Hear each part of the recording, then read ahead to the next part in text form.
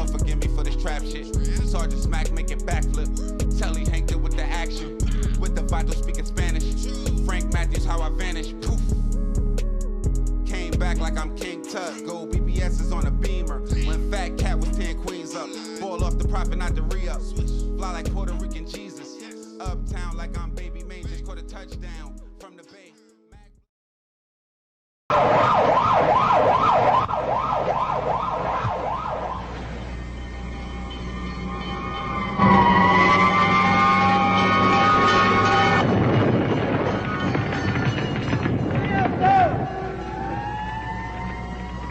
Well, normally it'd be the landlord or owner of the building. There's your community involvement for you.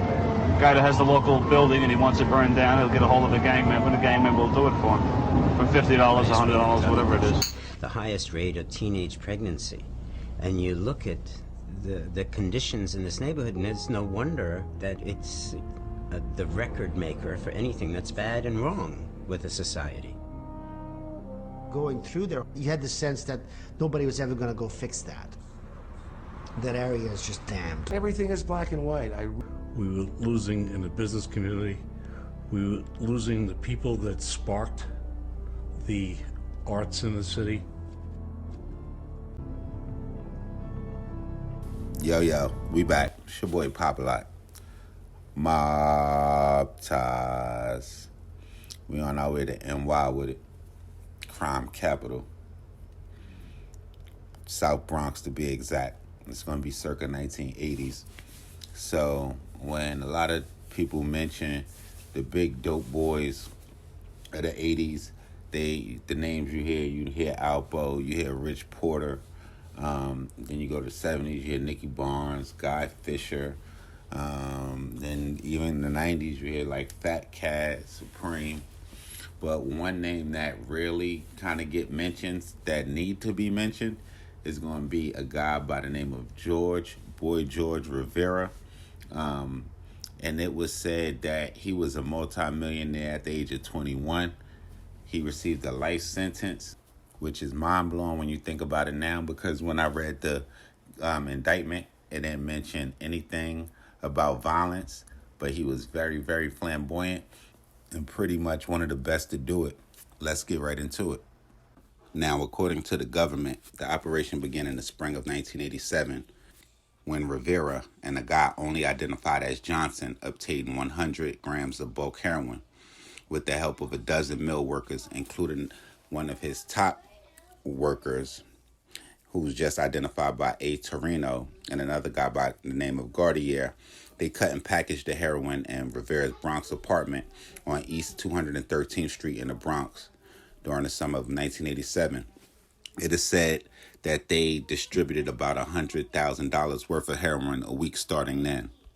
By August of 1987, the police have learned about Rivera's operation from a guy by the name of Joey Navarro, a confidential informant. On August 27th, Navarro introduced Rivera as Boy George to an undercover detective by the name of Joseph Mendez, who bought 2 ounces of 88% pure heroin from Rivera for $12,000. At the meeting, Rivera claimed that his organization distributed 2 kilograms of heroin a week. Now, it's said after a burglary scare, Boy George abandoned his East 213th Street apartment and moved the cutting mills to the Manhattan Marriott Marquise. In August or September of 1987, police officers who were looking for Rivera in an unrelated investigation located the abandoned 213th Street apartment, where they found gasoline envelopes, heroin cutting paraphernalia, a Bowie knife, a bulletproof vest, a shotgun, and a variety of ammunition. When he learned of the seizure, Rivera switched the heroin brand name to Delirious, but soon returned to Obsession because his customers had developed a loyalty to that name. On October 6, 1987, Navarro and Mendez met up with Rivera, Johnson, and the top worker, Torino. Mendez bought 600 glassine envelopes of the leftover Delirious for $5,000. Rivera conducted no further transactions with Mendez because Johnson correctly surmised that Mendez was an undercover officer. Now, it wasn't long after that before Boy George relocated the cutting mills from the Marriott Marquise to the apartment of one of his workers and then subsequently moved it to other homes and apartments, just trying to switch it up. Now late in the summer of 1988, Rivera started a sledgehammer brand that was going to be different from the Obsession that he was well known and popular from, and different from the Delirious brand that he went to after Obsession. And that brand was usually more diluted than the Obsession. And he appointed a guy by the name of Walter David Cook to supervise that distribution. Now, it was also right around the time where the feds alleged that Rivera took some of the proceeds from the operation to purchase a house in Puerto Rico for $145,000 in cash. He extensively remodeled the house, including the installation of an outdoor pool with the words Obsession and the initials BG for Boy George at the bottom. They say he purchased a number of high-end vehicles.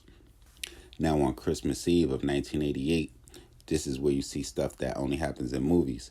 Rivera threw a black party or a black tie event for his entire organization on a charter yacht, and Rivera paid for the tuxedos, rentals, the dinner, the open bar, the entertainment, and that included a raffle with luxury prizes. The partygoers were seated at tables organized by spot locations. Now, at trial, the government introduced in evidence a photo album seized from Rivera's apartment that contained pictures from that specific event. So y'all watch what y'all document, watch what y'all record.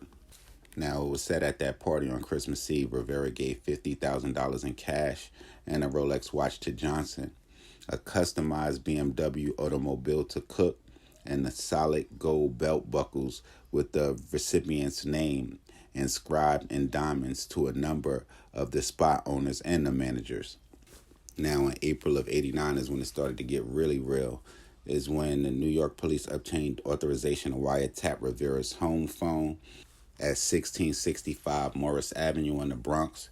The tap remained for 27 days, and it recorded 58 conversations, and they were all introduced into evidence. These conversations provided a detailed picture of the ongoing heroin conspiracy and Rivera's control over it. Then in April 1989, on the 30th, New York police established surveillance of the cutting mills, one located at 740 East 243rd Street in the Bronx. Upon leaving the apartment that evening, a defendant by the name of Jimmy Cavaris was arrested with 10,400 glassine envelopes of the Obsession heroin. When Gordy and the defendant, Ralph Hernandez, subsequently left the apartment, they were arrested with 8,718 Obsession glassine envelopes. Then at approximately 2:30 a.m. on May 1st, 1989, the police executed a search warrant on the Mill apartment.